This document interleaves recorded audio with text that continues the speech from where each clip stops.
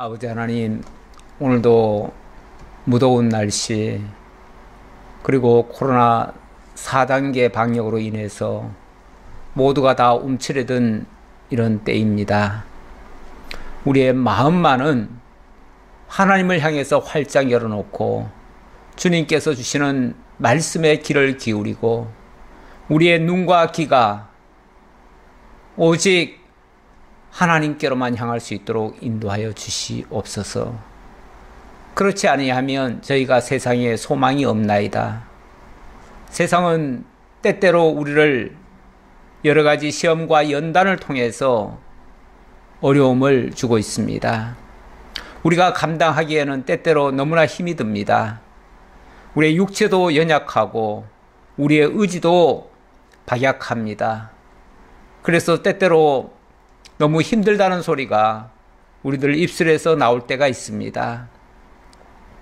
아버지 하나님, 이럴수록 저희들의 마음이 하나님께 더욱 가까이 나아가게 하시고 세상에 소망이 없기에 하나님께 소망을 두고 세상에서 방법을 찾을 수 없기에 하나님의 지혜를 통해서 방법도 찾고 또 나아가야 할 바른 길을 찾을 수 있도록 하나님 인도해 주옵소서. 그리하여 저희들이 잘못된 생각을 해서 엉뚱한 길로 나아가는 어리석음을 나타나지 않도록 주님께서 지켜주시고 이런 때일수록 더욱 하나님께 귀를 기울여서 오히려 세상에서 알 수 없는 하나님의 비밀을 안 자로서 기뻐하며 감사하며 넘치는 에너지로 모든 것을 이겨낼 수 있는 저희 모두가 되도록 함께 해 주옵소서. 겉사람은 후패하나 속사람은 날로 새롭도다라고 하나님을 찬양했던 사도 바울처럼 우리들의 육체는 때때로 매일 수도 있고 제약을 당할 수도 있지만 우리의 마음 중심은 오히려 하나님을 향해서 저 높은 곳을 향해서 훨훨 날아갈 수 있는 저희 모두가 되도록 함께 해 주옵소서. 오늘도 세상에서 지치지 않고 오히려 그것들을 능히 극복하며 강하고 담대함으로 이겨갈 수 있는 저희 모두가 되기를 간절히 바라옵고 예수님 이름으로 기도하옵나이다. 아멘. 사무엘하 오늘은 6장 20절부터 보도록 하겠습니다. 다윗이 자기의 가족에게 축복하러 돌아오매 사울의 딸 미갈이 나와서 다윗을 맞으며 이르되 이스라엘 왕이 오늘 어떻게 영화로우신지 방탕한 자가 염치 없이 자기의 몸을 드러내는 것처럼 오늘 그의 신복의 계집종의 눈앞에서 몸을 드러내셨도다 하니 다윗이 미갈에게 이르되 이는 여호와 앞에서 한 것이니라. 그가 내 아버지와 그의 온 집을 버리시고 나를 택하사 나를 여호와의 백성 이스라엘의 주권자로 삼으셨으니 내가 여호와 앞에서 뛰놀리라. 아멘. 갑자기 이런 얘기가 나올까요?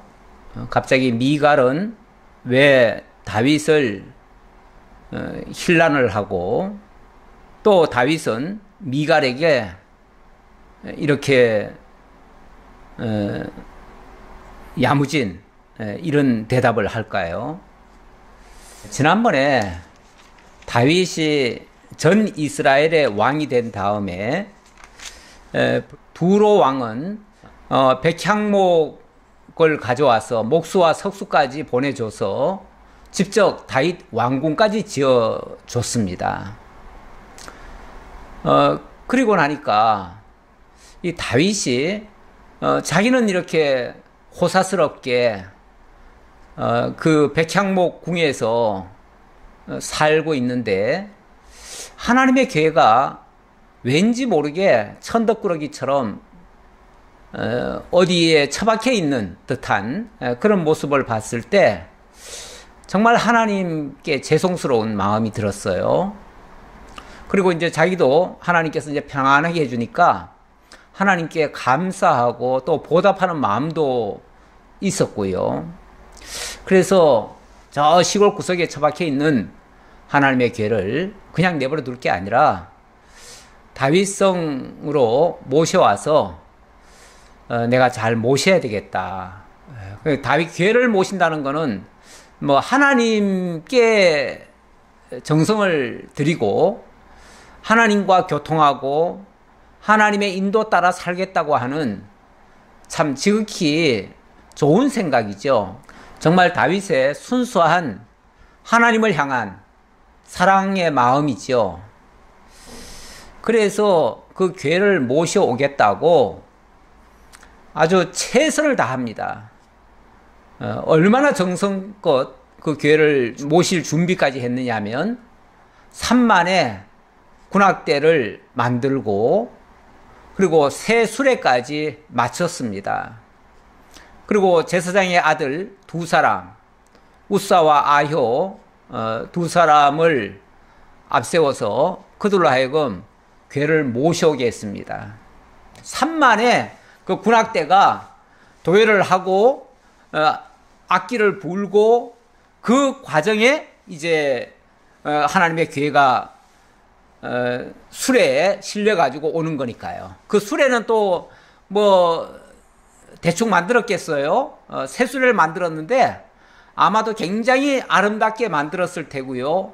어쩌면 황금으로 만들었을 수도 있어요. 물론 뭐 황금이라는 표현은 없습니다. 그러나 분명히 새 수레를 마쳤다고 하는 거는 기존에 있던 일반 수레가 아니라 특별히 이 괴를 모시기 위한 수레다 보니까 굉장히 화려하게 아름답게 만들었을 거는 틀림없습니다. 하나님의 물론 영광도 드높이고 자기의 위용도 같이 드높이려고 하는 그런 생각이 있었던 것 같은데 어쨌든 그게 성공을 한 게 아니고요. 갑자기 그 타작마당을 지나오는데 갑자기 소들이 날뛰기 시작합니다. 원래 타작마당이라고 하는 거는 땅을 아주 팽팽하게 만들어 놓은 곳입니다. 그러니까 다른 길거리에서는 혹시 뭐 땅들이 불규칙해가지고 이렇게 덜커덩덜커덩 할 수가 있지만 타작마당에서 이 수레가 뛴다는 것은 일반적으로는 있을 수가 없어요. 타작마당은 오히려 편편한 곳이에요. 마치 오늘날로 말하면 비행장 같은 곳이에요. 비행장이거나 아니면 광장이거나 이런 곳은 아주 평탄한 곳이죠. 그런데 그 타작마당을 지나오는데 갑자기 소들이 뛰는 거예요. 이거는 있을 수가 없는데 그런 일이 발생한 거예요. 그러니까 우사가 너무 다급해가지고 일단은 떨어지려고 하는 그 하나님의 괴를 붙들어 버렸지요. 붙들었더니 그냥 그 자리에서 하나님께서 그 우사의 잘못함을 인하여 그 붙잡았다는 게 잘못됐다는 거예요. 그래서 우사를 치셨어요. 치시니까 우사가 그만 죽어버렸잖아요. 죽고 나니까 다윗이 이거 뭐 잘못됐구나. 아니 이 괴가 하나님을 지금 영화롭게 하기 위해서 하나님을 모시기 위해서 했는데 하나님이 싫어하시는가 보다. 이거는 아니지 않는가 해가지고 도저히 안 되겠다. 이거 다 취소하자.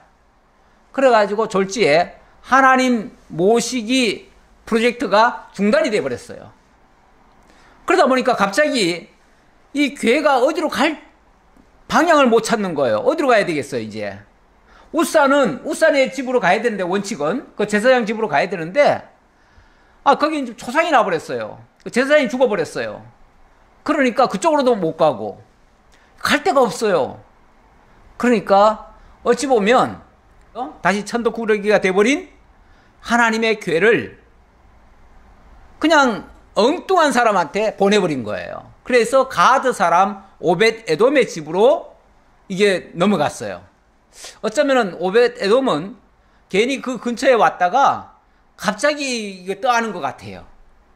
억지로 자기가 뭐 모시고 싶었지도 않았는데 갑자기 너네 집에 갖다 놔라. 이런 식으로 하다 보니까 졸지에 가드 사람 오베데돔의 집으로 가버린 거예요. 그런데 이게 웬일입니까? 한 석 달쯤 지났는데 그 집이 엄청나게 복을 받았다는 거예요. 이 얘기가 들려왔어요. 마치 꼭 뭐 같은 거 아니? 그 예수님이 십자가를 지고 골고다 언덕으로 올라가는데 몇 번이나 꼬꾸라지죠? 꼬꾸라지고 나중에는 도저히 예수님이 그 십자가를 질 수가 없어요. 왜냐하면 매를 맞고 피도 흘리고 다 지친 상태에서 그 무거운 십자가를 당신이 계속 질 수가 없어요. 그러니까 구경 나와 있던 루포인가요? 그 아들이 루포지요. 예. 갑자기 생각이 안 나는데. 구레네 시몬이죠. 구레네 시몬이 옆에서 구경하고 있었는데 갑자기 군병이 야, 네가 대신 십자가 져. 그래가지고 그 시몬이 갑자기 구레네에서 구경 온 사람이에요. 어찌 보면은 저 이방 사람이나 마찬가지예요. 그런데 그 사람이 그 십자가를 지고 갔어요. 대신 예수님 대신 졌어요. 억지로 진 거죠. 지고 싶어진 게 아니라 억지로 진 거예요. 그런데 나중에 이 복음서에서는 뭐라고 하냐면은 그 구레네 시몬의 아들 루포 그 어머니 다 예수 믿고요. 다 그 복음을 전하는 하나님의 정말 귀한 그 자녀들이 되어지죠. 그래서 하나님의 큰 일꾼들이 되어지죠. 복 받은 거죠. 한마디로. 억지로 십자가를 졌지만 복을 받았어요. 마찬가지로 오베데돔도 억지로 하나님의 교회를 모셨는데 복을 받은 거예요. 꼭 그와 같은 결과가 맺혀진 거죠. 열매가. 그러고 나니까 다윗이 그러면 지난번에는 왜 그런 사고가 났을까?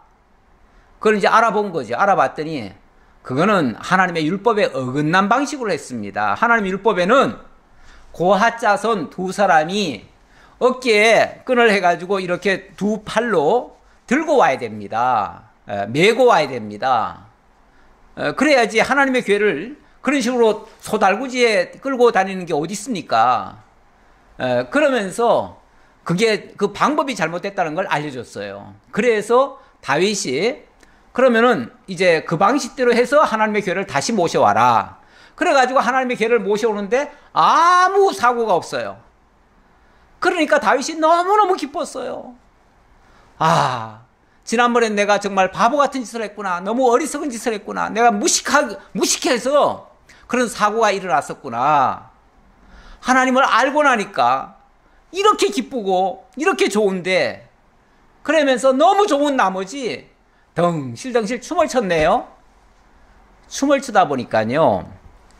사람이 춤을 추면 요즘처럼 이렇게 복장이 깔끔하지 않잖아요. 옛날의 복장은 가만히 보면은 그냥 통 옷으로 이렇게 짠 것들이 많아요. 그래서 덩실덩실 춤추다 보면은 속살이 그냥 삐쯤삐쯤 보일 수도 있어요. 옷이 그만큼 좀 뭐라고 할까요? 좀 허술하죠. 허술한 옷을 옛날에는 입었었는데 그런데 다윗이 덩실덩실 춤을 추니까 그냥 살결이 문득문득 보이는 거예요. 근데 그 장면을 왕궁 안에서 바깥을 이렇게 구경하던 미갈이 그걸 봤어요. 보니까 아니 왕이 새신머리 없이 저게 뭐 하는 짓이냐 싶은 거예요. 왜냐하면 이 미갈은 원래 공주잖아요. 그러니까 철저하게 태어나면서부터 아마 공주 공부를 한 거예요. 쉽게 말하면 예의 범절을 철저하게 배운 거죠. 그러면은 이 공주나 이 왕궁의 사람들은 굉장히 조심해야 되고 뭔가 격을 갖춰야 되고 절대 어찌 보면 경거망동 같은 행동은 하면 안 되죠. 그러니까 이 자세부터 벌써 엄숙하게 가져야지요. 그런데 사실 다윗은 그런 식으로 정통 그 왕가 집안의 왕자 출신은 아니잖아요. 들판에서 목동하던 사람이에요. 목동하던 사람이니까 뭐 좋으면 좋은 대로 춤추고 고통스러우면 하나님 앞에 기도하고 뭐 이렇게 그냥 어찌 보면 자유분방하게 살았던 사람이에요. 그러니까 원래 다윗이 악기도 잘 다뤄요. 악기도 잘 다루고 그러다 보니까 때때로 그 양을 치다가 악기를 불기도 하고 또 춤을 추기도 하고 음악도 자기가 노래도 해가면서 노래도 자기가 지었거든요. 노래를 해가면서 거기에 맞춰서 춤도 추고 이렇게 평소에 했던 사람이라 뭐 왕이 됐지만은 사람이 습관이라는 게 그렇게 바뀌지 않습니다. 잘. 그러다 보니까 그냥 즐거우면 즐거운 표시를 한 거예요. 근데 더더군다나 이거는 지금 하나님 앞에서 너무 기뻐가지고 그 기쁨을 주체하지 못해서 그 다윗의 시편에도 그런 게 많이 나와요. 기쁨을 주체하지 못해서 춤춘다 이런 표현들이 많이 나오는데 실제 그런 행동을 한 거예요. 그랬더니 이 미갈의 눈에는 그게 아주 흉하게 보인 거예요. 그러다 보니까 다윗이 이제 그 법궤를 잘 모셔놓고 따라온 백성들한테는 다 떡이나 고기나 이런 걸 주면서 화목제도 드리고 그 화목 제물을 가지고 다 나눠주고 아주 기뻐가지고 이제 집으로 들어왔어요. 집에 들어오니까 이제 집에 들어오면은 집에 또 가족들이 또 있잖아요. 이번에는 이제 가족들한테도 축복하고 싶어가지고 이게 너무 이제 경사니까요. 너무 기쁜 일이니까 이 기쁨을 이 다윗의 그 왕가 안에서도 가족들도 같이 누리게 하려고 기쁜 마음으로 들어왔어요. 들어왔더니 그 왕을 맞이하는 아마 다른 부인이나 다른 사람들은 다 기뻐했을 거예요. 왕이 기쁜데 어떻게 안 기쁘겠어요? 다 기쁘지요. 그런데 이걸 정말 참 아니 곱게 보던 이 미갈이 다윗을 맞으면서 한다는 말이 이스라엘 왕이 오늘 어떻게 영화로우신지 방탕한 자가 염치 없이 자기의 몸을 드러내는 것처럼 오늘 그의 신복의 계집종의 눈앞에서 몸을 드러내셨도다. 이렇게 말을 하네요. 이거는 칭찬입니까? 진짜 영화롭다는 말입니까? 영화롭다는 말을 통해서 조롱하는 말이죠. 왕을 조롱하고 있어요. 얼마나 영화로우신지 마치 방탕한 자라는 말은 저 술 먹고 왜 막 그 이성을 잃듯이 막 마치 뭐 술집에서 춤추는 것처럼 그 술집에 그 여자들이 있잖아요. 술집 여자들 앞에서 막 그 뭐 몸을 드러내고 막 춤추고 하는 그야말로 방탕한 자들의 그 태도 그런 모습으로 보이더라 그 말이죠. 지금 얼마나 천하게 여깁니까? 다윗이 얼마나 천한 자인 것을 뭐 옛날 말로 하면 참 싼 것이다 이런 식으로 지금 표현하는 거죠. 그렇게 지금 쉽게 말하면 조롱을 한 거예요. 이거는 칭찬이 아니고 조롱이었어요. 그랬더니 다윗이 이렇게 답변을 합니다. 다윗이 미갈에게 이르되 이는 여호와 앞에서 한 것이니라. 이게 사람들 보라고 사람들 앞에서 지금 무슨 장기자랑한 거 아니다 그 말이죠. 사람 앞에서 장기자랑한 거 아니고 하나님 앞에서 하나님이 내게 주신 그 복에 대해서 너무 감사해서 마치 아버지 앞에서 어린아이가 너무 기뻐서 재롱잔치 한 것처럼 하나님 아버지 앞에서 내가 그야말로 내가 왕이라고 하는 그 체면덩어리, 가식덩어리 다 벗어버리고 순수하게 하나님의 아들로서 아버지 앞에서 아들이 너무 기뻐서 그 기쁨을 표현하는 것처럼 몸으로 표현한 것 뿐이다. 그게 뭐가 잘못됐느냐 그 얘기죠. 그가 내 아버지와 그의 온 집을 버리시고 나를 택하사 나를 여호와의 백성 이스라엘의 주권자로 삼으셨으니 내가 여호와 앞에서 뛰놀리라. 이거는 이제 내가 그렇게 춤출 수밖에 없는 이유죠. 춤출 수밖에 없는 이유. 하나님이 내게 이렇게 복을 주셨는데 아니 나 같은 자를 하나님이 들어다가 사울 왕가, 그 정말 대단한 그 왕가를 무너뜨리고, 버리시고, 그 사울의 왕가를 버리시고, 그리고 나를 택해가지고, 나로 하여금 이스라엘의 주권자로 삼으시고, 그리고 하나님이 나와 함께 하시기 위해서 내 곁으로 오셨는데, 그 번개가 왔다는 것은 하나님과 다윗이 함께 하기 위해서 왔다고 생각하는 거죠, 다윗은. 하나님이 나와 동행하시는데 어떻게 내가 기뻐하지 않을 수가 있겠느냐. 더군다나 그 사울 같은 그 대단한 왕가를 하나님께서 버리시고 나를 그 자리에 세워놨는데 내가 어떻게 기쁘지 않을 수 있느냐. 이거는 뭐 사울 왕가를 무시하는 말이 아니고 하나님이 그야말로 높은 자를 끌어내리시고 낮은 자를 진토에서 끌어올려가지고 그 위치에까지 올려놓으셨는데 그렇게 그 은혜를 입은 당사자인 내가 어떻게 기쁘지 않을 수 있느냐. 그 말이죠. 그게 솔직한 말이에요. 진솔한 표현이에요. 우리가 하나님 앞에서는요, 사실 뭐 목사다, 집사다, 어린아이다, 어른이다, 이 차별이 없습니다. 하나님 앞에서는요, 하나님이 아버지고 우리는 그의 자녀들이에요. 자녀라면 다 그 앞에서는 다 무릎 꿇어야 되고요. 그 앞에서는 다 그냥 기쁘면 기쁨을 표시하는 것이 우리들의 본분이죠. 자녀의 모습을 보여드리는 것이 우리들의 본분이죠. 거기서 무슨 나는 목사니까 내 체면 차려야지. 하나님 앞에서 무슨 목사입니까? 하나님 앞에서는요, 대통령도 대통령이라고 쓰면 안 돼요. 가끔 보면은 그 돌아가신 분들 묘비명에다가 이름 쓰고 거기 목사 이렇게 써놓는 사람도 있고 뭐 장로, 뭐 집사 뭐 이렇게 써놓는 사람이 많아요. 심지어는 어떤 분이 돌아가셨는데 연세 많으신 분이 돌아가셨는데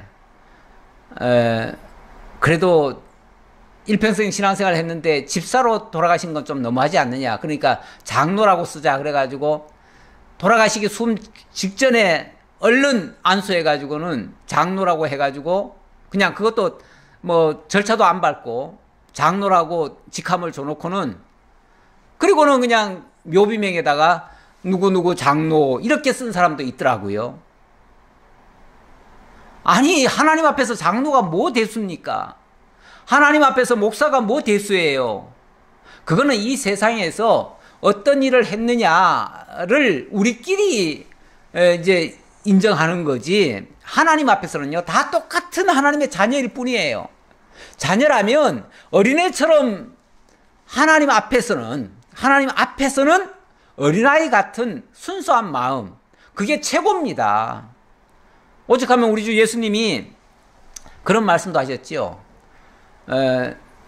제 아들이 함께 있는데 아이들이 오니까 애들은 내쫓잖아요. 애들은 가라 그러고 내쫓잖아요. 그러니까 예수님이 어린아이들이 내 곁에 오는 것을 금하지 말라.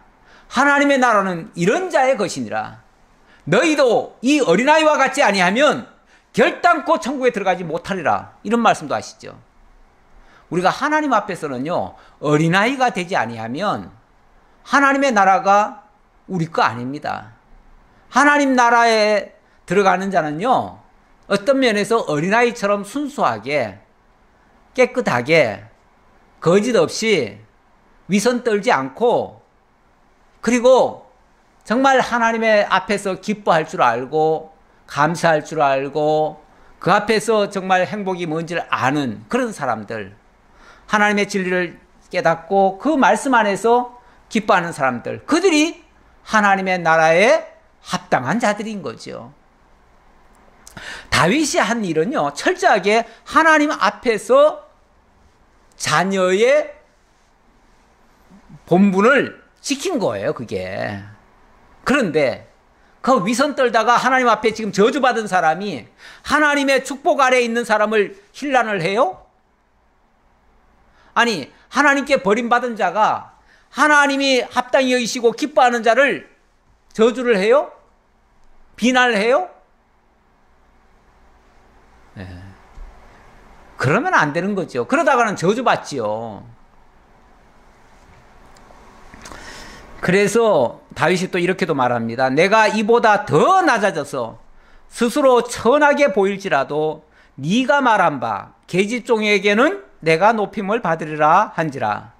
그러므로 사울의 딸 미갈이 죽는 날까지 그에게 자식이 없으니라.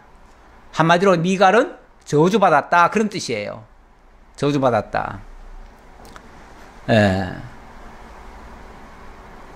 다윗은 내가 이보다도, 지금 현재도 물론 뭐 어린아이 같은 행동을 좀 했습니다만은 그보다 더 낮은 자세로 내려가고 더 어린아이 같은 모습이 된다 할지라도 최소한 네가 말한 바 계집종에게는 내가 높임을 받으리라, 이렇게 표현했는데 최소한 너보다는 더 낫다, 그 얘기죠. 어찌 보면 지금 미갈은 어떤 면에서 사울 왕가가 지금 다 망했잖아요. 망했고 그 사울 왕가는 어떻게 보면 지금 저주 아래 들은 사람들이에요. 그런데 내가 아무리 사람들한테 우습게 보이고 뭐 한다 할지라도 최소한 하나님께 저주받은 너보다는 더 낫다, 그런 뜻이죠. 그걸 그를 비난하려고 하는 말이 아니라 그가 정말 하나님 앞에 합당히 여김을 받은 자를 비난하니까 내가 니한테까지 비난거리가 될 이유가 없다, 그런 얘기죠. 우리 하나님 믿는 사람들이요, 하나님 앞에서 순수하게 사는 걸 가지고 비난받으면 안 됩니다. 사람들에게 업신여긴 당해도 안 됩니다. 물론 뭐 업신여기는 사람이 나쁜 거죠. 그런데 그 업신여긴다고 해가지고 우리가 움츠려 드려야 됩니까? 아유, 저 사람들이 우리 욕하고 우리 비난하니까 우리가 그러면은 길을 펴면 안 되겠다, 이래야 됩니까? 아니죠. 오히려 더 당당해야죠. 너들이 그렇게 아무리 비난해도 내가 하나님 앞에서는 인정받는 자야. 최소한 너보다는 하나님께 더 인정받아. 이런 자긍심 좀 가지면 안 되나요? 그를 비난하라는 게 아니고, 그를 비난하려고 하는 말이 아니라 그런 자긍심은 가져야죠. 괜히 사람들이 비난한다고 코 빠뜨리고, 아이고 저렇게 사람들이 나를 이렇게 욕을 하니 난 어떻게 살아? 나 부끄러워서 이제 못 살겠어, 이래야 됩니까? 남이 비난한다고요 내가 움츠러들면 안 돼요. 우리는 사람들에게 비난받을 필요가 없어요. 비난한다고 해가지고 움츠러들 필요가 없어요. 오히려 우리는 더 당당해요. 너가 뭘 몰라서 우리를 비난하는 것 같은데 하나님은 나를 인정하셔, 이렇게 당당히. 그래서 더 자부심 가지고 나는 누가 나를 비난한다고 해가지고 하나님 앞에서 하는 이 행동을 멈추는 게 아니라 하나님 앞에서 내가 더 할 거야. 오히려 하나님 기뻐하시면 됐지. 아버지가 자녀 입장에서 아버지가 기뻐하는 방식으로 하면 되지. 남이 뭐라고 그러는 거 가지고 왜 거기에 내가 왜 좌우됩니까? 아니 이웃이 뭐 비난하면은 내가 우리 아버지에게 해야 될 일을 하지 말아야 됩니까? 아니죠. 내가 옳다고 여기는 거를 나는 자긍심을 가지고 해야 되는 겁니다. 우리가 하나님 섬기는 일에 누가 만약에 비난을 하고 조롱을 한다고 해도 우리가 하나님 섬기는 일을 주저하면 안 되는 거죠. 저 사람들이 비난하니까 우리가 하지 말아야지, 이러면 안 된다, 그 말이죠. 최소한 그들보다는 우리가 낫습니다. 제가 얼마 전에도 그 얘기 했던 것 같은데, 예수 안 믿는 사람이 우리를 막 비난하기도 하고 그렇게 합니다. 근데 저는 예수 정말 온전히 제대로 잘 믿지 못하더라도 최소한 우리를 비난하는 안 믿는 사람들보다는 낫습니다. 그러니까 그 사람들이 비난한다고 해가지고 우리가 움츠러들 이유가 하나도 없습니다. 오히려 우리는 하나님 앞에 물론 나도 부족하고 다 부족하지만 그래도 하나님은 우리를 기뻐하시오. 하나님 앞에서는 자신감 가지고 내가 믿는 대로 나는 갈 거야. 이런 자부심 가지면 안 되나요? 당연히 그렇게 가져야죠. 지금 다윗의 자세는 그런 자세다 그 말이에요. 네가 나를 조롱한다고 해서 비난한다고 해서 내가 그걸 멈추는 게 아니라 나는 하나님 앞에서 더 어린아이 같은 행동이라도 더 기쁨으로 나는 할 거야. 그 말이죠. 내가 설령 그렇게 조롱을 받는다 할지라도 너한테까지 조롱받을 일은 아니야 이게. 그 얘기죠. 예. 그리고 그때부터 미갈은 죽는 날까지 자식이 없었대요. 아마 다윗이 그때부터 완전히 외면했던 것 같아요. 예. 그렇게 하고 자식도 없고 뭐 일종의 저주죠, 뭐 저주. 예. 그래서 사울 왕가는 이래서 저주 저래서 저주 계속 저주로 빠져들어갑니다. 이미 저주받은 집안이에요. 그런데 계속 정신 못 차리고 계속 이렇게 하나님 앞에 바로 설 생각을 안 내요. 다윗이 어쨌든 그 소굴에서, 그 악의 소굴에서 건져내 줬으면은 지금이라도 다윗과 함께 고마운 마음으로, 다윗이 나를 건져줬다 생각하고 고마운 마음으로 다윗을 기뻐하면서 다윗과 함께 지내면은 그나마 미갈이 복을 받았을 텐데 오히려 자기 분수도 모르고 과거 무슨 체면, 염치나 따지고 무슨 예절이나 따지다가 오히려 저주를 받았습니다. 자, 7장 넘어갑시다. 자, 7장의 내용, 여기서는 다윗이 하나님의 궤를, 이번에는 하나님의 궤가 아니라 하나님의 집을 지어드리고 싶어가지고, 집을 지어드리려고 하는데, 그거는 하나님께서 허락을 하지 않아요. 그 대신 하나님께서는 다윗에게 미래에 대한 통치 언약을 해주시는 그런 내용이 되겠습니다. 7장 1절 보겠습니다. 여호와께서 주위의 모든 원수를 무찌르사 왕으로 궁에 평안히 살게 하신 때에 왕이 선지자 나단에게 이르되 볼지어다 나는 백향목 궁에 살거늘 하나님의 궤는 휘장 가운데에 있도다. 일단은 궤를 지난번에 모셔왔잖아요. 모셔왔는데 하나님의 집이 따로 있는 게 없잖아요. 아직까지. 다윗 성에 모셔온 것까지는 모셔왔는데 아직 하나님의 집이 따로 있는 게 아니에요. 그런데 이제 휘장 뒤에다가 이렇게 아마 넣어놓은 것 같아요. 그래서 이제 하나님이 저기 계시다라고 믿고 이제 그렇게 해서 하나님과 동행하는 것까지는 좋은데 왠지 죄송한 마음이에요. 왜 그러냐면 자기는 지금 백향목 궁에서 아주 그 정말 참 모든 조건이 좋은 그런 집에서 두로 왕이 지어준 집이죠. 아주 좋은 집이에요. 그 집에서 아주 평안하게 살고 하나님은 그냥 모든 대적을 다 물리치게 했어요. 그래서 그냥 이제는 태평성대예요. 그렇게 살고 있는데 자기는 그렇게 쉽게 말하면 호사를 누리고 있는데 하나님의 궤는 저 휘장 뒤에 숨겨져 있듯이 있는 거예요. 그게 이제 죄송스러워가지고 그래서 어느 날은 선지자 나단한테 얘기를 했어요. 선지자 나단아, 나는 이렇게 좋은 집에 살고 있는데 하나님의 궤는 저 휘장 가운데 저렇게 숨겨져 있으면 어떻게 하겠느냐. 좀 하나님의 집을 좀 지어드렸으면 좋겠다. 이런 생각을 한 거죠. 그랬더니 나단이 왕께 아뢰되 여호와께서 왕과 함께 계시니 마음에 있는 모든 것을 행하소서 하니라. 이 나단도 얼른 들으니까 지금 왕께서 저 하나님의 궤를 모실 집을 따로 지어드리고 싶은가 보다 이렇게 생각을 해가지고 아니 그게 지금 하나님을 위하는 일이면은 그 참 좋겠습니다. 그럼 그렇게 하시죠. 이렇게 얘기를 한 거예요. 그런데 그 밤에 여호와의 말씀이 나단에게 임하여 이르시되 가서 내 종 다윗에게 말하기를 여호와께서 이와 같이 말씀하시되 네가 나를 위하여 내가 살 집을 건축하겠느냐? 그날 밤에 나단이 다윗 말 듣고 다윗의 말에 동조를 해줬는데 하나님께 쉽게 말하면 좀 꾸지람을 듣는 소리 같아요. 하나님이 그러는 거예요. 나단아, 내가 언제 다윗 보고 내 집 지어달라고 했느냐?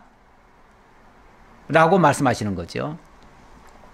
그리고 다윗이 뭐 내 집을 짓는다고? 누구 마음대로? 하나님이 이제 그런 뜻이죠. 그러면서 6절, 내가 이스라엘 자손을 애굽에서 인도하여 내던 날부터 오늘까지 집에 살지 아니하고 장막과 성막 안에서 다녔나니 이스라엘 자손과 더불어 다니는 모든 곳에서 내가 내 백성 이스라엘을 먹이라고 명령한 이스라엘 어느 지파 가운데 하나에게 내가 말하기를 너희가 어찌하여 나를 위하여 백향목집을 건축하지 아니하였느냐고 말하였느냐. 하나님께서 지금까지 광야, 그러니까 애굽에서부터 출애굽해가지고 광야에 나와가지고 하나님의 교회를 만들었죠. 그리고 나서 이스라엘 백성들이 가는 곳마다 거기다가 회막을 치고 그 장막 안에서, 회막과 장막 가운데서 이렇게 얘기했는데, 장막은 어찌 보면 이스라엘 백성들이 머무는 장소죠. 그리고 회막은 그 하나님의 교회를 모시기 위한 그런 장소고요. 이렇게 하면서 거기서 이제 왔다 갔다 하면서 거기서 하나님이 늘 계셨는데, 거기서 언제 내가 뭐 부족하다고 말했더냐 그 말이죠. 그리고 어느 지파 어느 누구 자손한테 왜 내 집은 왜 백향목으로 지어주지 않느냐라고 말한 적이 있느냐 그 말이죠. 그렇죠. 하나님 그렇게 말씀하신 적이 없죠. 적이 없는데 그런 생각을 한다는 것은 그것도 어찌 보면 월권이죠. 월권. 하나님이 하라 하지 않는 일을 우리 생각으로 하는 거, 이게 참 좋은 생각 같으면서도 옳지 않은 거예요. 사실 지난번에 교회 모실 때도 3만 명의 군악대에다가 정말 그 세술에 맞춰가지고 한 거, 그것도 자기 방식대로 한 거 아니에요? 그거 하나님이 그렇게 하는 거 아니야 라고 가르쳐 줬잖아요. 그래서 원칙대로 하니까 아무 문제가 없었는데, 지금도 마찬가지죠. 언제 내가 백향목집 지어달라고 했더냐? 그렇게 한 적이 없는데 왜 백향목집은 왜 얘기하느냐? 그런 뜻이죠. 이거는 나단 선자도 어찌 보면 그냥 하나님 위한다니까 그거 참 좋겠네요 이렇게 생각은 했지만은 나단 선자도 말 잘못한 거죠. 그러므로 이제 내 종 다윗에게 이와 같이 말하라. 만군의 여호와께서 이와 같이 말씀하시기를 내가 너를 목장 곧 양을 따르는 데에서 데려다가 내 백성 이스라엘의 주권자로 삼고 네가 가는 모든 곳에서 내가 너와 함께 있어 내 모든 원수를 내 앞에서 멸하였은즉 땅에서 위대한 자들의 이름같이 내 이름을 위대하게 만들어 주리라. 자, 일단은 하나님께서 다윗을 위대하게 만들어 주겠대요. 하나님의 이름을, 다윗의 이름을 빛나게 해주겠대요. 그래서 네가 어디로 가든지 무슨 일을 하든지 어떤 대적을 만나든지 너는 항상 승리할 것이고, 그리고 너의 이름을 모든 사람들 앞에서 높여줄 것이다. 이게 내가 너한테 할 일이고, 그렇게 하기 위해서 내가 모든 역사를 할 거다. 하나님의 계획을 얘기하는 거죠. 하나님의 집 지어 드릴게요 그랬더니 하나님은 아니야. 그럴 필요 없어. 내가 너한테 해줄 거야. 네가 나한테 하는 게 아니라 내가 너한테 해줄 거야. 자, 이 말이죠.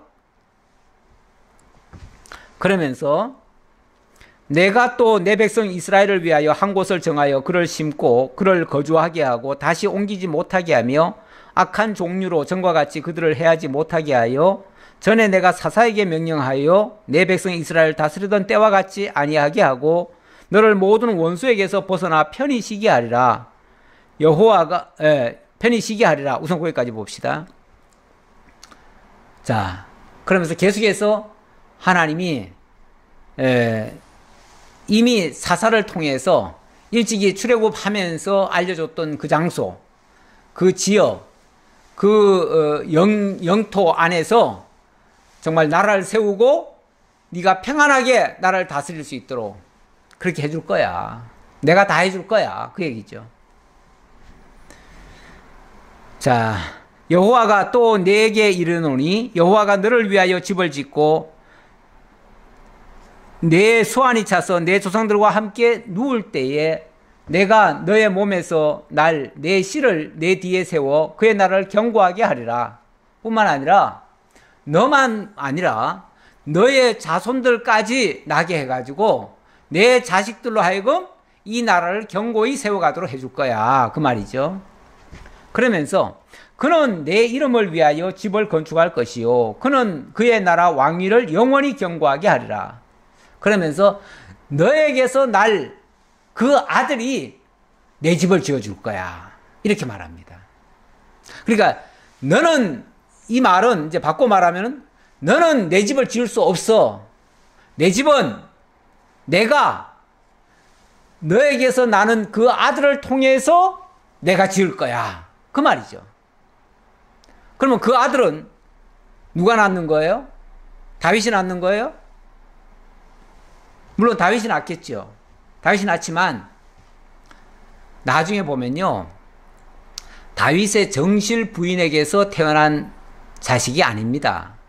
그 다음에 태어나서 왕이 되고 또 하나님의 집을 지을 자는요, 다윗의 정실 부인이 아니에요. 정실 부인이 아니니까 엄밀하게 말하면 왕이 될 사람이 아니죠.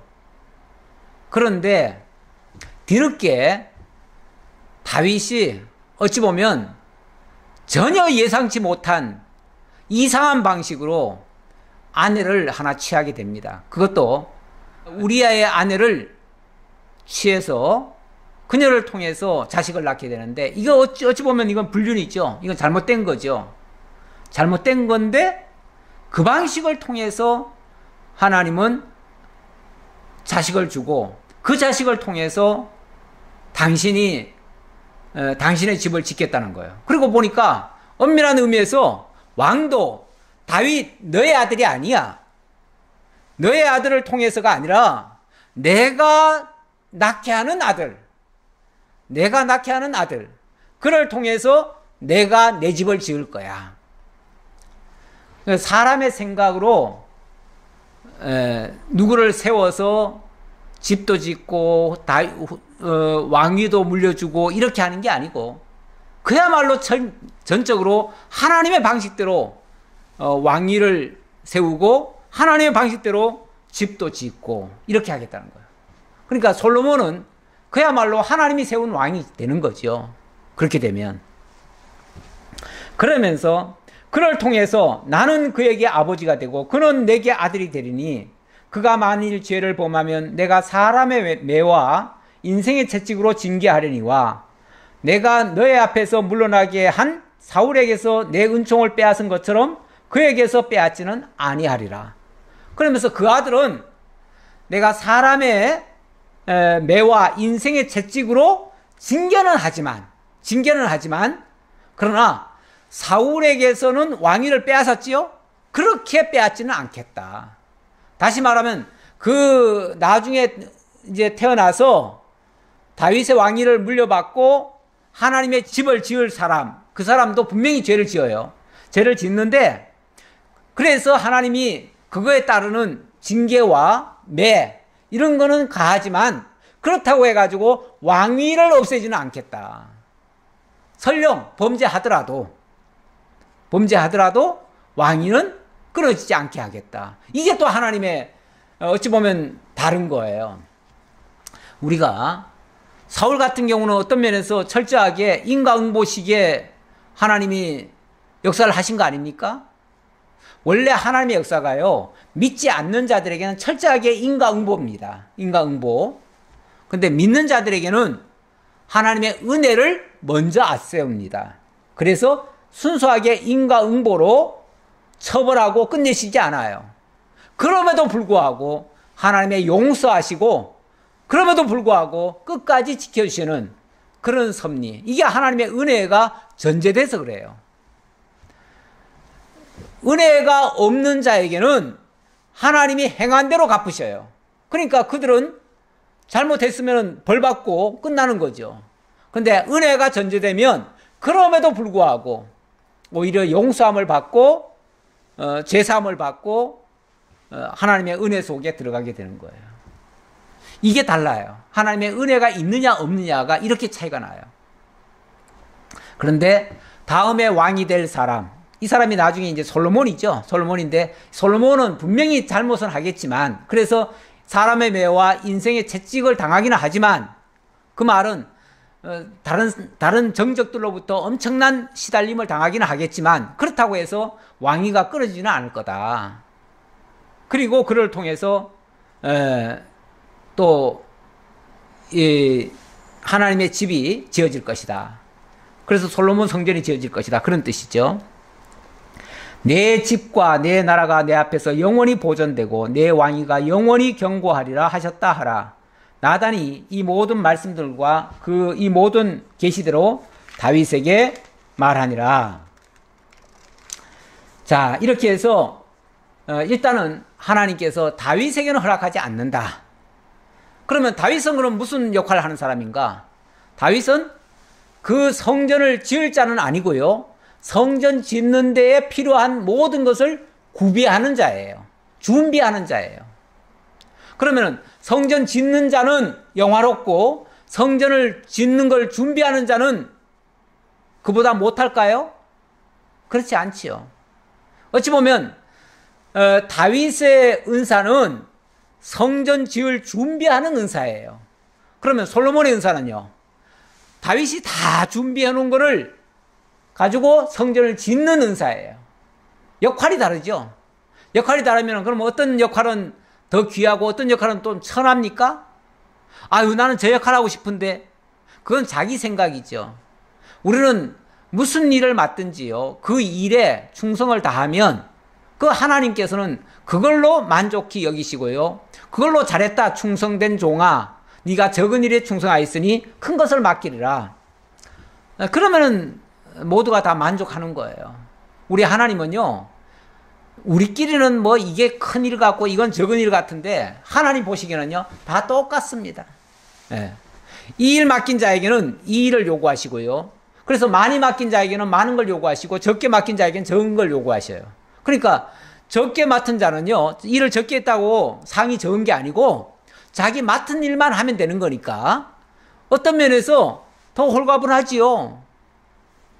일을 많이 맡는다고 무조건 좋은 게 아니고 하나님의 일 맡은 것만 충성을 다하면은 하나님 앞에서는 합격점이에요. 예. 그게 제일 잘하는 거예요. 괜히 과하게 일 맡아가지고 맡아만 놓고 하지 않으면요, 안 맡은만 못할 수도 있어요. 예. 그러니까 너무 은사에 너무 큰 욕심 내지 마시고, 하나님 주시지도 않은 은사 막 억지로 막 떼써가면서 금식해가면서 은사 달라고 떼쓰지 마시고, 하나님 주신 은사만 잘 감당하면 무조건 하나님은 인정하셔요. 예. 자, 다윗 왕이 여호와 앞에 들어가 앉아서 이르되, 주 여호와여, 나는 누구오며 내 집은 무엇이기에 나를 여기까지 이르게 하셨나이까? 주 여호와여, 주께서 이것을 오히려 적게 여기시고 또 종의 집에 있을 먼 장래일까지도 말씀하셨나이다. 주 여호와여, 이것이 사람의 법이니이다. 가만히 생각해 보니까 하나님 너무 감사합니다. 그래요. 우리 하나님께서 이런 찬송가 가사가 있지요. 네 받은 복을 세어보아라. 우리가 받은 복을 가만히 계산해 보면요, 내가 무엇이 간데 하나님이 이런 복도 주셨습니까? 이런 복도 주셨네요. 아이고, 저 복도 주셨네요. 그 헤어레어 보지 않았을 때는요, 그게 복이 아니고, 아유, 나는 이것도 없어, 저것도 없어, 누구는 저런 것도 가는데 나는 왜 하나님이 안 주셨을까? 그래서 불평 불만만 있었어요. 남하고 비교하면은 남이 없는 거, 남에게 있는 거 내게 없다고 불평 불만만 있었는데, 하나님의 은혜를 생각해 보면 모든 게 다 감사해요. 모든 게 감사. 다윗도 지금 가만히 생각해 보니까 너무 감사한 거예요. 아니, 나 같은 자가 어떻게, 그 정말 목동하던 사람이 어떻게 하나님의 집을 다스리는, 하나님이 통치하시는 그 이스라엘 나라를 다스리는 왕이 될 수가 있어요. 너무 감사한 거죠. 주 여호와는 주의 종을 아시오니 다윗이 다시 주께 무슨 말씀을 하오리까? 주의 말씀으로 말미암아 주의 뜻대로 이 모든 이 큰 일을 행하사 주의 종에게 알게 하셨나이다. 가만히 보세요.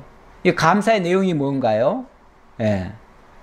주는 여호와는 주의 종을 아신다. 하나님은 나를 다 아신다 그 말이죠.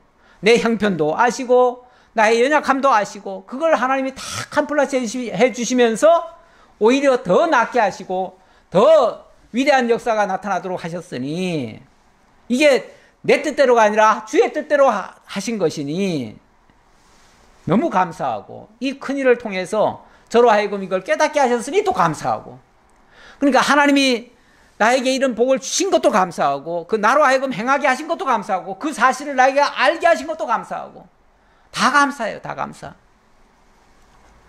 그런즉 주 여호와여 주는 위대하시니 이는 우리 귀로 들은 대로는 주와 같은 이가 없고 주 외에는 신이 없음이니이다. 예, 주 외에는 다른 신이 없습니다. 이렇게 위대한 신은 없습니다. 하나님만이 정말 위대하신 분이십니다. 땅의 어느 나라가 주의 백성 이스라엘과 같으리까? 하나님이 가서 구속하사 자기 백성으로 삼아 주의 명성을 내시며 그들을 위하여 큰 일을 주의 땅을 위하여 두려운 일을 애국과 같은 많은 나라들과 그의 신들에게서 구속하신 백성 앞에서 행하셨사오며 주께서 주의 백성 이스라엘을 세우사 영원히 주의 백성으로 삼으셨으되 여호와여 주께서 그들의 하나님이 되셨나이다. 쭉 지금까지의 역사를 쭉 얘기하다가 맨 마지막에 하나님이 바로 우리의 하나님이 되어주셨습니다. 이런 자들의 하나님이 되어주신 거 너무 감사합니다. 이렇게 구원해 주시고 애굽에서 해방시켜 주시고 자유도 주시고 나라까지 세워주시고 하나님이 친히 통치해 주시니 너무너무 감사합니다. 이제 하나님이 우리의 하나님이 되어주셨습니다. 감사합니다. 그 얘기죠. 여호와 하나님이여 이제 주의 종과 종의 집에 대하여 말씀하신 것을 영원히 세우시며 말씀하신 대로 행하사 사람이 영원히 주의 이름을 크게 높여 이르기를 만군의 여호와는 이스라엘의 하나님이라 하게 하옵시며 주의 종 다윗의 집이 주 앞에서 견고하게 하옵소서. 하나님 앞에 감사하면서 하나님 앞에 말씀하신 대로 이루어 주소서 하고 간구하는 내용이죠. 정말 다윗의 기도가 모범적인 기도예요. 감사, 일단은 감사 기도죠. 감사 기도에다가 하나님이 말씀하신 대로 이루소서 하는 언약을 믿고 구하는 기도. 하나님이 언약하시지 않는 걸 구하지는 않아요. 다윗은 하나님이 언약한 걸 기억하고 그걸 하나님 앞에 간구하고 있어요. 그러면서 하나님 언약하신 대로 행하시고 언약하신 대로 이루시고 언약하신 대로 견고하게 하옵소서. 만군의 여호와 이스라엘의 하나님이여 주의 종의 길을 여시고 이르시기를 내가 너를 위하여 집을 세우리라 하셨으므로 주의 종이 이 기도로 주께 간구할 마음이 생겼나이다. 아니 아까 왜 처음에 이제 자기 생각은 하나님의 집을 제가 지어드리고 싶습니다라고 했던 거 아니에요? 그런데 하나님이 어떤 면에서 아니야. 너는 아니야. 너는 내 집을 지을 수가 없어. 나중에 가면 또 그 얘기도 합니다. 네가 내 집을 지을 수 없는 이유는 너는 피를 많이 흘렸잖아. 피 흘린 손으로 하나님의 집을 짓는 거 원치 않아. 그 얘기 하시죠. 그러면서 하나님의 집은 피 흘리지 않은 자의 손으로 지어야 돼요. 피 흘리지 않는 자가 어디 있습니까? 바로 평강의 왕, 샬롬의 왕, 바로 솔로몬이죠. 솔로몬이라는 이름 자체가 원래 샬롬에서 나온 말이에요. 그건 평강이라는 뜻이고, 평강의 뜻은, 평강의 왕은 자기 일생토록 사실은 전쟁을 구경하지 않는 그런 상태에서 하나님의 집이 지어지는 거죠. 원래 하나님의 집이 전쟁통에 지어지면 되겠어요? 싸우면서 지으면 되겠어요? 평안할 때 지어야죠. 당연히. 이렇게 하나님이 내가 지어드리겠습니다 했을 때 너는 아니야. 네가 짓지 말어 하면은 어떤 사람들은요 씩씩거릴 수도 있어요. 아니 내가 지어드리겠다는데 왜 거절하십니까? 내가 미우십니까? 내가 그렇게도 싫습니까? 이렇게 따질 수도 있어요. 근데 다윗은 그게 아니고 감사합니다. 감사합니다. 하나님이 거절했음에도 감사합니다. 왜요? 다윗에게 영원한 왕위를 약속을 하시고 그 나라의 평탄을 약속하시고 그 자녀로 하여금 또 성전을 짓게 하시겠다고 또 말씀하시니까 이 모든 게 다 하나님의 뜻대로, 하나님 기쁘신 뜻대로 하신다니까 감사할 뿐이에요. 우리는 이렇게 만족할 줄 알아야 돼요. 하나님이 모든 걸 내 기도 다 들어주셔야 되는 게 아니에요. 때로는 아니야, 너는 그거 하면 안 돼 하셨을 때 하나님 감사합니다. 하나님이 아니라고 하시는 것이 하나님이 기뻐하시는 일이니까. 그러니까 내 뜻대로 마옵시고 아버지의 뜻대로 되기를 원하나이다, 이렇게 기도하는 것이 맞지요. 그래서 무슨 기도를 하든지 우리가 간구는 할 수 있어요. 그런데 내 뜻을 관철시키려고 하지 말고 마지막에는 내 뜻대로 마옵시고 아버지의 뜻대로 되기를 원하나이다 하고 끝내야 돼요. 주 여호와여, 오직 주는 하나님이시며 주의 말씀들이 참되심이니이다. 주께서 이 좋은 것을 주의 종에게 말씀하셨사오니 이제 청하건대 종의 집에 복을 주사 주 앞에서 영원히 있게 하옵소서. 주 여호와께서 말씀하셨으니 주의 종의 집이 영원히 복을 받게 하옵소서 하니라. 예. 어떤 면에서 하나님이 일부는 거절하신 거 아니겠어요? 그럼에도 불구하고 하나님은, 주 여호와는 오직 하나님이시다. 그리고 주의 말씀들은 정말 다 참되시다. 설령 내 기도는 아니라 하셔도 그게 참되다 그 말이죠. 하나님의 말씀은 선하니이다. 주의 뜻대로 되어지이다. 때때로 그 선자들이나 이런 사람들이 간구하는 대로 하나님께서 노하실 때가 있어요. 그럼에도 불구하고 그 응답을 받은 사람이 하나님은 선하십니다, 하나님의 뜻대로 되어지이다, 이렇게 대답을 하지요. 그거는 내 생각이 잘못됐다는 걸 빨리 고치고 회개해야지요. 그리고 하나님 뜻대로 되기를 간구하지요. 그리고 하나님이 그렇게 해서 나를 망하게 하시는 게 아니고 나로 하여금 견고하게 하시는 거고, 그걸 오히려 더 성공적으로 하나님의 뜻을 이루시는 일이니까 그게 좋은 거죠. 오히려 내 뜻대로 돼야 잘 되는 게 아니에요. 때로는 내 뜻이 안 돼도 하나님의 뜻대로 되면 성공인 거예요. 그러면 내 뜻대로 안 되고 하나님의 뜻대로 됐을 때 나는 기뻐해야지, 그것 때문에 씩씩거리면 안 되는 거죠. 근데 사람이 너무 자기 중심적이다 보니까 때때로 기도해놓고 자기 뜻대로 안 들어준다고 하나님 앞에 따지는 사람들도 있어요. 그리고 자기 뜻 이루어줄 때까지 나는 금식하면서 금식을 놓지 않겠다고 끝까지 막 떼쓰면서 그렇게 하는 사람도 있어요. 이런 거는 정말 하나님 앞에 올바른 자세가 아니에요. 그래서 너무 금식하면서 그런 식으로 하는 거는 옳지 않아요. 오히려 금식이라고 하는 거는 지금 고통받고 있는 사람, 너무 힘들어하는 사람들, 그들을 위로하고 그들과 그 아픔에 동참하기 위해서 내가 사랑으로 하는 일은 할 수 있죠. 근데 하나님 앞에 떼쓰기 위해서, 뭔가 응답받기 위해서 하는 금식은 저는 찬동하기가 어렵습니다. 그거는 우리 성경의 원리상 맞지 않는 것 같아요. 어쨌든 우리 하나님 말씀하신 대로 이루어 주소서. 말씀하신 대로 복을 주신다고 하셨으니까 복 주시옵소서. 말씀하신 대로 영원히 하나님의 복에 참여하게 하옵소서. 그렇죠. 우리가 하나님의 복을 떠나서 어떻게 삽니까? 하나님이 주신 은혜 속에서 살아야지, 하나님이 주신 은혜 그 복에서 우리가 멀어지면 어떻게 합니까? 그 복, 하나님이 우리를 위해서 준비한 그 복이 영원히 이루어지기를 간구하면서 다윗의 기도가 마쳐집니다. 기도하겠습니다.